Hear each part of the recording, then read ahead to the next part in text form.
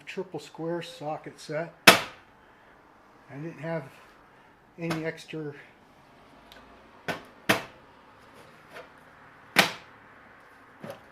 let me start that again. I'll just leave it.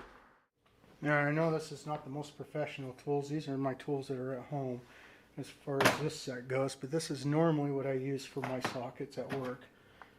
But I ran out of those, so I started making my own, and this one is different, that it will completely hold it in upside down. I don't know if you can, well, I guess if you shake it, it stays in there pretty good.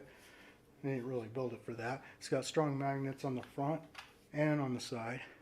I don't know, well, let's see if I can show that.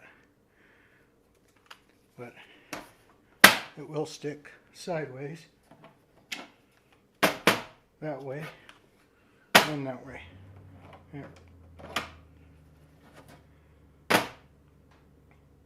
Mostly made that for myself for the triple squares because I didn't have any more of these lying around. So I think I'm going to start making more of these and start replacing these that I have at work with these, just because I like the fact that I can go at either angle. So I'm working under the hood and I don't know what size to grab. I'll just grab the whole dang thing and stick it under there.